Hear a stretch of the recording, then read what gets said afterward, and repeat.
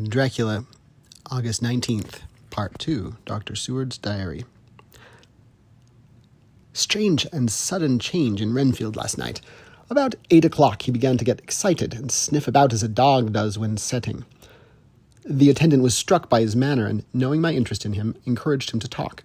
He is usually respectful to the attendant and at times servile, but tonight, the man tells me, he was quite haughty. Would not condescend to talk with him at all. All he would say was, "I don't want to talk to you. You don't count now. The master is at hand."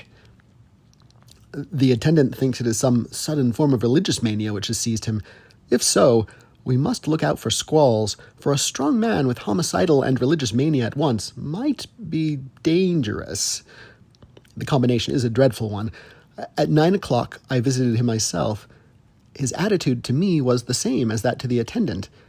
In his sublime self-feeling, the difference between myself and attendant seemed to him as nothing. It looks like religious mania, and he will soon think that he himself is God. These infinitesimal distinctions between man and man are too paltry for an omnipotent being. How these madmen give themselves away. The real God taketh heed lest a sparrow fall. But the God created from human vanity sees no difference between an eagle and a sparrow. Oh, if men only knew.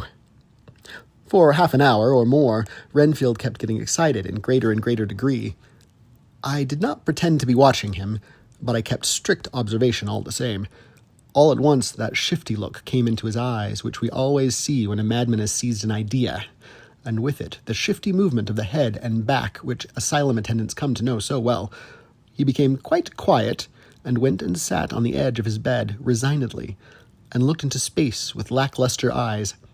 I thought I would find out if his apathy were real or only assumed, and tried to lead him to talk of his pets, a theme which had never failed to excite his attention. At first he made no reply, but at length said, testily, "Bother them all, I don't care a pin about them." "What?" I said. "You don't mean to tell me you don't care about spiders?" Spiders, at present, are his hobby, and the notebook is filling up with columns of small figures. To this he answered enigmatically, "The bridemaidens rejoice the eyes that wait the coming of the bride, but when the bride draweth nigh, then the maidens shine not to the eyes that are filled." He would not explain himself, but remained obstinately seated on his bed all the time I remained with him. I am weary tonight, and low in spirits. I cannot but think of Lucy, and how different things might have been. If I don't sleep at once, chloral, the modern Morpheus, C2H-CI30H2O. I must be careful not to let it grow into a habit. No, I shall take none tonight.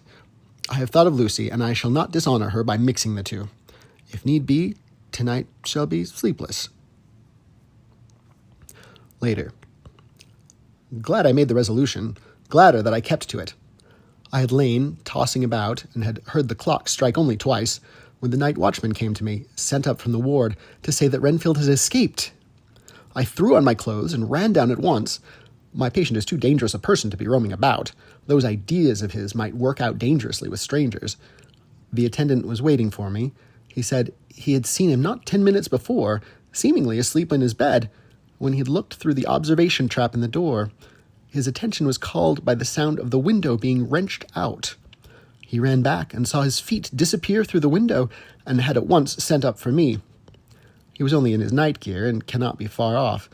The attendant thought it would be more useful to watch where he should go than to follow him, as he might lose sight of him whilst getting out of the building by the door.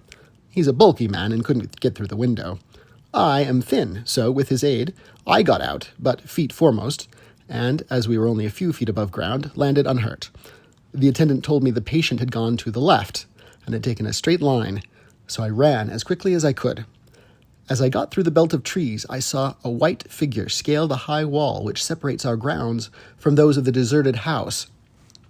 I ran back at once, told the watchman to get 3 or 4 men immediately, and follow me into the grounds of Carfax, in case our friend might be dangerous. I got a ladder myself, and, crossing the wall, dropped down on the other side. I could see Renfield's figure just disappearing behind the angle of the house, so I ran after him. On the far side of the house, I found him pressed close against the old, iron-bound oak door of the chapel. He was talking, apparently to someone, but I was afraid to go near enough to hear what he was saying, lest I might frighten him and he should run off. Chasing an errant swarm of bees is nothing to following a naked lunatic when the fit of escaping is upon him. After a few minutes, however, I could see that he did not take note of anything around him, and so ventured to draw nearer to him, the more so as my men had now crossed the wall and were closing him in. I heard him say, "I am here to do your bidding, master. I am your slave, and you will reward me, for I shall be faithful. I have worshipped you long and afar off. And now that you are near, I await your commands, and you will not pass me by, will you, dear master, in your distribution of good things?" He is a selfish old beggar, anyhow. He thinks of the loaves and fishes even when he believes he is in a real presence. His manias make a startling combination. When we closed in on him, he fought like a tiger. He is immensely strong, for he was more like a wild beast than a man. I never saw a lunatic in such a paroxysm of rage before, and I hope I shall not again.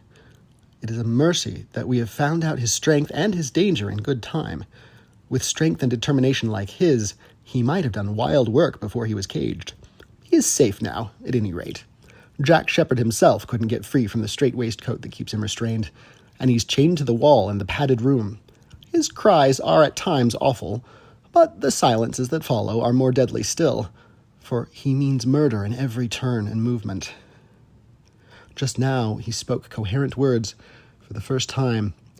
"I shall be patient, master. It is coming, coming, coming." So I took the hint and came too. I was too excited to sleep, but this diary has quieted me, and I feel I shall get some sleep tonight after all.